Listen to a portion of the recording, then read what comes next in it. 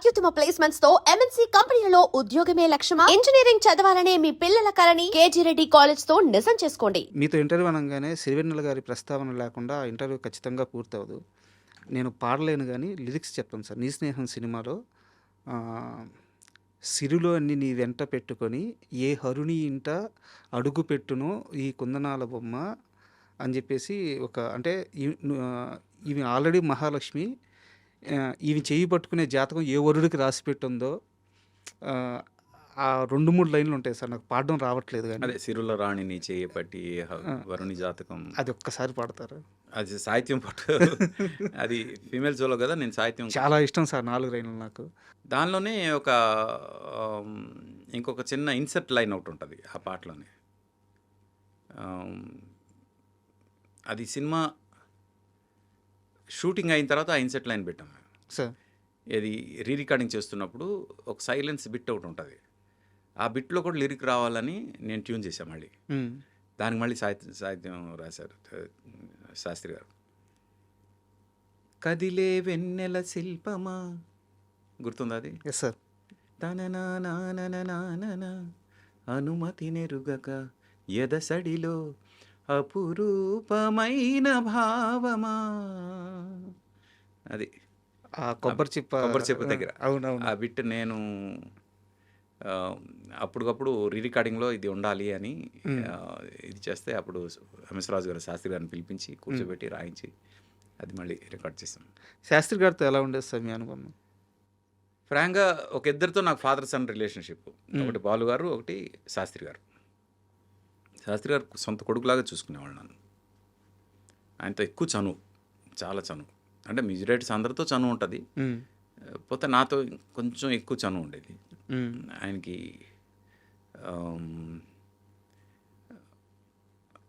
అంటే ఆయన స్మోక్ చేస్తూ రాసేవాళ్ళు అనమాట. నాకు అసలు స్మోకు డ్రింక్ అలవాట్లు లేవు. అందుకు నేను గురుగారు మీరు మానేయాలి ఇది అని పట్టుపట్టేవాడిని నేను. అందుకు నువ్వు వస్తే నాకు కొంచెం టెన్షన్ అయ్యా అంటాడు సార్. ఇది నాకు తెలుసు సార్. అంటే నేను వ్యక్తి పేరు చెప్పలేను, ఇంటర్వ్యూలోనే జరిగింది.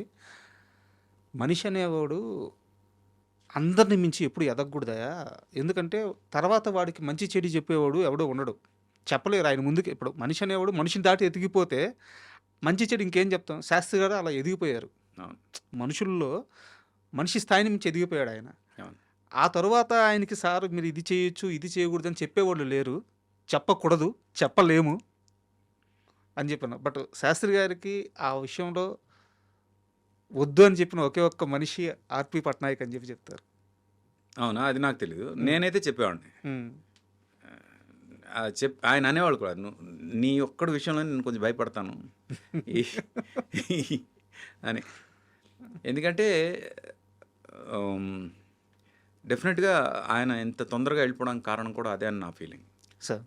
స్మోకింగ్. లేకపోతే చాలా అంటే ఒక అపర మేధావి, అంత మంచి మనిషి, ఎలాంటి వేరే ఏ బ్యాడ్ హ్యాబిట్స్ లేవు. ఫ్యామిలీ అంటే చాలా ఇష్టం, కుటుంబాన్ని చాలా బాగా చూసుకునే మనిషి. సినిమాని ఎంత ప్రేమిస్తారు అనడానికి ఒక ఎగ్జాంపుల్ ఏంటంటే, మొత్తం సినిమాలో ఈ ఒక్క 4 లైన్లే మీరు రాయాలండి అన్న, ఆ 4 లైన్లు రాయడం కోసం మొత్తం సినిమా కథ విని ఆ కథ మొత్తాన్ని ఆ 4 లైన్లో చెప్పేంత గొప్ప మేధావి ఆయన సార్. మిగతా పాటలన్నీ ఎవరైనా రాసి ఉండొచ్చు కాక, ఏమైనా చేసి ఉండొచ్చు కాక, కానీ ఆ 4 లైన్లు ఆయన ఏదైతే చెప్తారో అదే మొత్తం సినిమా ఉంటుంది. అంత గొప్ప సాహిత్యం అయింది. సింపుల్ ఎగ్జాంపుల్ అంటే ఇప్పుడు మీకు మనసంతా నోవెల్లో కిటకిట తలుపులు తెరిచిన కనులకు పాట ఉంది. కంటతడి నాడు నేడు చెంప తడిమిందే చూడు, చెమ్మలో ఏదో తేడా కనిపించలేదా. అంటే తను లేనప్పుడు నువ్వు ఏడ్చావు, తను ఇప్పుడు దొరికాడు, ఇప్పుడు ఆనంద భాష్పాలు వస్తున్నాయి. చెంపతడే రెండింటికి కంటతడి కంటతడి, రెండు చెంప తడిమింది. ఆ చెమ్మలో తేడా కనిపిస్తుందా? అంత డీప్గా ఎవరు ఆలోచిస్తారు? కథ ఉంది కదా సార్ మొత్తం. అలాగే 3 మాటల్లో కథ మొత్తం ఉంది. అలాగే సంతోషంలో పేరులో ప్రణయమా తీరులో ప్రళయమా అన్నాడు. పేరులో ప్రణయమా తీరులో ప్రళయమా, ఒక్కొక్క అక్షరం మార్చి 2 ఎక్స్ట్రీమ్స్ చెప్పేశాడు ఆయన. లవ్ని, అవును, పేరేమో నీది ప్రణయం కానీ తీరేమో ప్రళయం. అని అంత గొప్పగా రాయగలిగేది ఇంకెవరున్నారు? మహానుభావుడు సార్. అంటే ఇంకా ఆయన మా సీన్ అన్నట్టు, త్రివిక్రమ్ అన్నట్టు అసలు ఆయన ఇండస్ట్రీకి ఆయన ఆయన ఆయన ఇంకా ఆయన మేధావితనాన్ని ఇంకా వాడుకోలేకపోయిందేమో ఇండస్ట్రీ. అంత నాలెడ్జ్ ఉంది ఆయనకి అని నా ఫీలింగ్. Great man sir. మీ సీనునేనా? మీ త్రివిక్రమ్ శ్రీనివాసేనా? నిజంగా మీ త్రివిక్రమ్ శ్రీనివాసేనా? ఆబ్వియస్గా మేము మంచి ఫ్రెండ్స్, బెస్ట్ ఫ్రెండ్స్. బయట ఎవరు నమ్మట్లేదు సార్. నమ్మకపోతే నాకేం పోయింది? బయట వాళ్ళ కోసం మనం ఎందుకు బతకాలబ్బా? ఎవరు నమ్ముతారో ఎవరు నమ్మరో నాకెందుకు? సీన్ నమ్మితే చాలు, నేను నమ్మితే చాలు. అంటే మీకు ఈ ప్రశ్న నాకు తెలిసి కొన్ని 100 సార్లు ఎదురై ఉంటుంది. ఎందుకు మీరు త్రివిక్రమ్ గారు కలిసి పనిచేయలేదు అని చెప్పి. అది సీను కథ చేసినప్పుడు ఈ కథకి ఆర్పి అయితే బాగుంటుంది అని తను అనుకున్నప్పుడు నాకు డెఫినెట్గా పిలుస్తాడు. అలాంటి కథ వచ్చినప్పుడు తను పిలిచినప్పుడు నేను వెళ్తాను. అంతేగాని సీను కావాలని ఆర్పీకి ఇవ్వట్లేదు అని కానీ, సీన్కి ఆర్పీకి పడదని కానీ అలాంటివి ఏం పెట్టుకోవద్దు మీరు. సార్ లేదు సార్, ఇది బయట చాలా మందికి ఉంది. అందుకని నేను ఒకసారి గట్టిగా అది అందరికి తెలిసేలా చెప్పాలని అంత రిపీటెడ్గా అడిగాను. ఏం పర్లేదు. ఒకటి, మేమిద్దరం ఎలా ఉన్నాం అనేది ఇంపార్టెంట్. ప్రొఫెషనల్గా కలిసి పనిచేస్తేనే వాళ్ళిద్దరు బాగున్నట్టు, లేదంటే వాళ్ళిద్దరు బాగాలేనట్టు, వాళ్ళిద్దరికి ఒకరి మీద ఒకరికి ప్రేమ లేనట్టు అంటే మాత్రం అది చాలా తప్పు అవుతుంది sir. There will be so many factors. ఇప్పుడు ఆర్పి పట్నాయక్ మ్యూజిక్ డైరెక్టర్ పెట్టుకోవాలి అంటే త్రివిక్రమ్ ఒక్క డెసిషన్ ఉండదు. అక్కడ ఒక హీరో ఉంటాడు, ఒక ప్రొడ్యూసర్ ఉంటాడు, చాలామంది ఉంటారు. వాళ్ళందరినీ సర్పాస్ చేసి తను డెసిషన్ తీసుకోవడం అనేది ఎంతవరకు కరెక్ట్? తన కెరియర్ కూడా ఉంటుందిగా, అవునా కాదా? ఇప్పుడు నేను ఎప్పుడు ఒకటే నమ్ముతా, ఆర్పీని పెట్టుకుంటే 99% న్యాయం జరుగుతుంది, ఇంకొక అతను పెట్టుకుంటే 100% న్యాయం జరుగుతుంది అన్నప్పుడు సినిమా గురించి ఆలోచించి ఎవడైనా ఆ 100% ఎవరి వల్ల న్యాయం జరుగుతుందో వాళ్ళనే పెట్టుకోవాలంటాను నేను. ఓ 10 రూపాయలు ఎక్కువైనా సరే. ఎందుకంటే సినిమా ఈజ్ ఇంపార్టెంట్, మనుషులు కాదు సార్. రేపు ఆర్పీని పెట్టుకుంటే 100% న్యాయం జరుగుతుంది, వేరే వాళ్ళని పెట్టుకుంటే 99% న్యాయం జరుగుతుంది అని అనుకున్నప్పుడు ఆర్పీనే పెట్టుకోవాలి. ఎందుకంటే ఆర్పీ వల్ల 100% న్యాయం జరుగుతుంది. అక్కడ సినిమా ఇంపార్టెంట్, మనిషి కాదు. ఈ ఒక్క సీక్రెట్ నేను ఎప్పుడు నమ్ముతాను. కాబట్టి ఇప్పటివరకు నేను ఎప్పుడు కూడా ఎవరి దగ్గరికి వెళ్ళి మీ సినిమాలో నేను మ్యూజిక్ చేస్తానని వెళ్ళలేదు సార్. 2002వ సంవత్సరంలో నిద్రపోయారా? తిన్నారా? రెస్ట్ ఉండిందా? మార్నింగ్ 4కి ఇంటికి వెళ్ళి మళ్ళీ 7కి వెనక్కి వచ్చేసి రికార్డింగ్లు చేసేవాళ్ళం. ఏదైనా వర్క్ అంటే నేను ఇన్వాల్వ్ కాని వర్క్ ఏమైనా, టెక్నికల్ వర్క్ ఏమైనా జరుగుతుంటే స్టూడియోలోనే నిద్రపోవడం, ఇలాంటివి కూడా ఉన్నాయి. ఎన్ని సినిమాలు చేస్తారు సార్ ఒక 2002లోనే? అది నాకు నేను లెక్క పెట్టలేదు ఇప్పటివరకు. నేను ఎన్ని సినిమాలు చేశాను నాకు తెలియదు. నేను ఇప్పటివరకు ఏమీ లెక్క పెట్టలేదు. 2002 వికీపీడియా ఓపెన్ చేసి లెక్కేస్తుంటే వస్తూ ఉన్నాయి. ఒక 16-15 వచ్చిన తర్వాత ఇంక లెక్కేసే ఓపిక లేక ఆగిపోయాను నేను. అవునా? ఏమో మరి. అంటే నేను ఫ్రాంక్గా నేను అన్ని హిట్లే. అదే నేను లెక్క పెట్టలేదు ఎప్పుడు. కొన్ని అయితే చాలా ప్రౌడ్ మూమెంట్స్ ఉన్నాయి. మ్యూజిక్ వరల్డ్ అని బంజారా హిల్స్ రోడ్ నెంబర్ 1లో ఉండేది. వాళ్ళు చార్ట్ బస్టర్స్ పెట్టేవాళ్ళు. టాప్ 10 చార్ట్ బస్టర్స్ పెడతారు. క్యాసెట్లు ఎలా సీరియల్ పెడతారు, 1, 2, 3, 4 ఎవ్రీ వీక్ కంపల్సరీ మేము వెళ్ళి చూసేవాళ్ళం. అదొక్కటే మాకు ఆట విడుపు. స్టూడియో బయటకు రావడం అంటే అదొకటే. వచ్చి ఆ చార్ట్ బస్టర్స్లో ఏమి ఉన్నాయని చూసుకోవడం అన్నమాట. అలాగా ఒక particular week first, second, third 3 నావే ఉన్నాయి. ఓకే. అది ఏ సంవత్సరం ఏ సినిమాలు గుర్తులేదు కానీ, బట్ అది one of the best moments. సంతోషం సినిమా రిలీజ్ అయ్యే ముందు నేను ఈ ఓడు వాడొచ్చో లేదో తెలియదు కానీ నాగార్జున గారికి హిట్స్ లేవు. చాలా రోజుల నుంచి హిట్ లేదు నాగార్జున గారికి.